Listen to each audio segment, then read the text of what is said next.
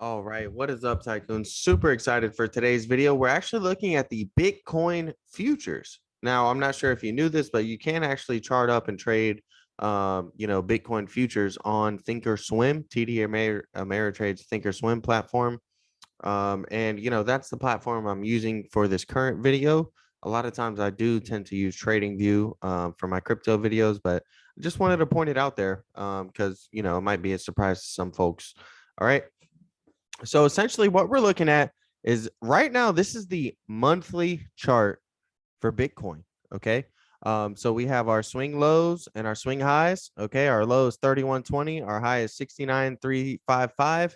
All right. And these are the levels that we really need to pay attention to. Okay. We're using the Fibonacci, drawing tool right now. And this is going to tell us, where the bullish territory is, right? If we're going to keep a bullish momentum uptrend, right? What you're going to look for is you're going to look for a bounce off of the 23.6% on the fibs, right? Or you're going to look for a bounce off of the 38.2% for the fibs, right? If you get a bounce up here, this indicates a very strong uptrend, really, really strong uptrend, right? If you get a bounce off of the 38.2% on the fibs, this indicates a normal uptrend, right? What would be considered normal. Below the 50% is when you start to make a retracement. Okay. And so now it's heading into bearish territory. Okay. So that's why we have bullish territory up here above the 38.2. We have bearish territory below the 50% on the fibs. All right. These are going to give us algorithmically some of the main support and resistance levels that we're going to need to pay attention to on smaller time frames. Okay. So, moving aside from that part now, we're going to go ahead and zoom in a little bit more. And we're going to look at it from here to here. Okay. All right. So we have this nice uptrend line here. And what this is indicating is that the stock price, okay, on this stock chart is making higher highs. Okay. So we have a high here, we have a high and a higher high, but we have bearish divergence. Okay. And I'll go ahead and drag this drawing over a little bit so you guys can see it right here. Bearish divergence. Okay. As indicated by right here. This is when the RSI is making lower highs. Okay. So what happens is there's a divergence between the stock price going up and the RSI is going down. So while we continue to make higher highs up here, we are continuing to make lower highs down here. Okay. And so now this is going to be the trend line that we're going to be facing resistance at anytime we're looking to regain bullishness. Let's say we have a few bullish days or a bullish week or a bullish month, and then boom, we hit that bearish divergence trend line and we come back down. Okay. That's what happened right here after we had 3 months of red on Bitcoin. We had 2 months of a possible recovery.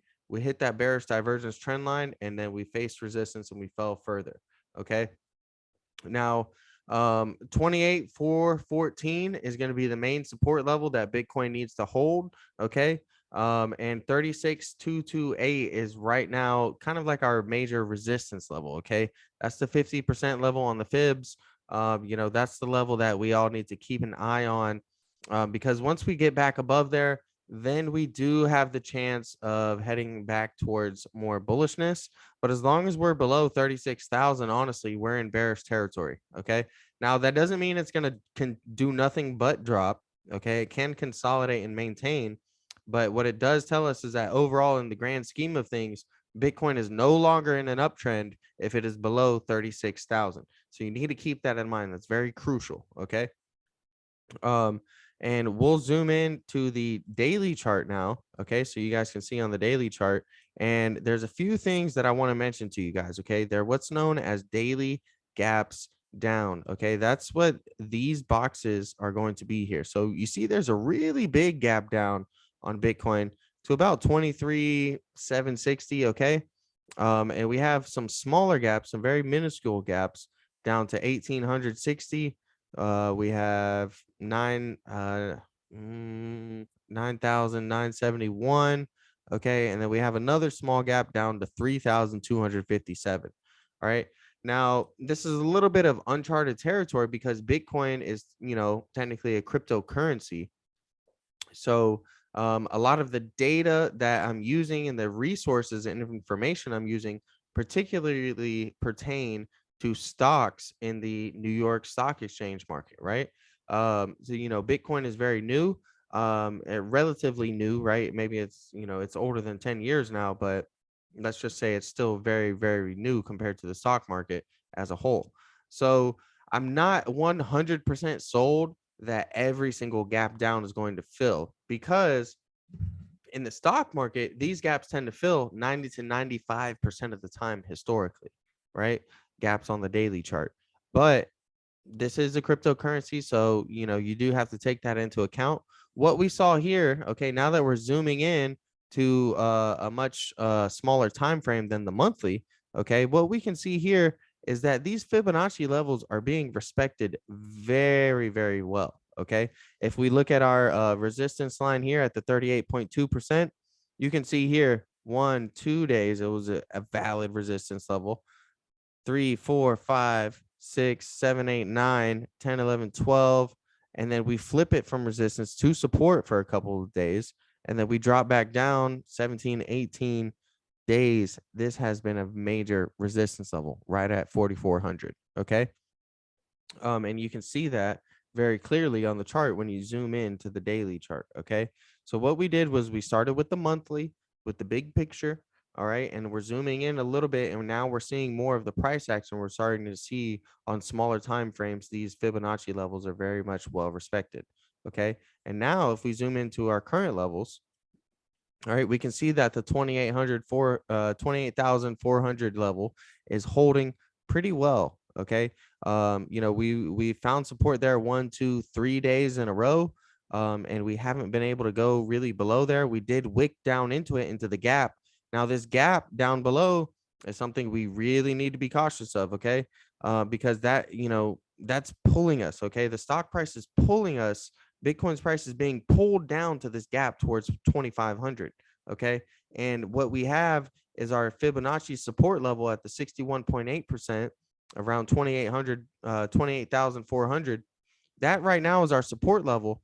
But the more times you test a support level, the weaker it gets, right? Because think of how the market works. All right. You have buyers and sellers, right? And technically, when you look at the market and you see a resistance level, what you're seeing is a selling wall, right? This is a wall where people are likely to sell at, right? And a support level is a wall where people are likely to buy at. So if people keep buying at this level, well, those buyers eventually are going to go to a smaller number, right? Let's say you have 10,000 buyers at this price level, right? 100,000 buyers at this price level. Okay. Well, hey, 10,000 of them were able to get their orders filled the first day. Next day, another 10, 20,000 were able to get their orders filled the next day. Now, 3 days it's tested that same support level, and all those buy orders, right? Now, whether they are market orders, right, at market price, or whether they're limit orders, eventually those orders are going to run out at that price level, right? Because maybe when Bitcoin is at 35,000, you have someone ready to buy the dip at 28,000, right? So what they do is they put in a limit order to buy around 28,000, 28,500. Okay. And boom, we hit those prices. Those orders get filled really quick, right? Because now those orders have been there. And then you have people stepping in doing market orders at those price levels. Eventually, all the people that plan to buy at that level will have bought at that level if it continues to test that support level, right? So if we keep bouncing right around this 28,400 level, what we're going to see happen is that, all right, well, there was 100,000 buy orders there. 20,000 of them were executed, right?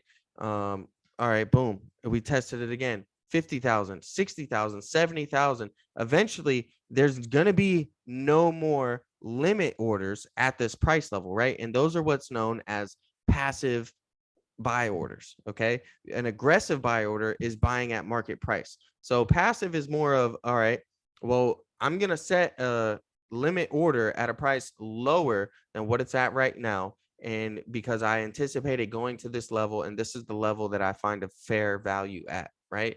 And then you have people stepping in on the market with market fill orders and spot market prices.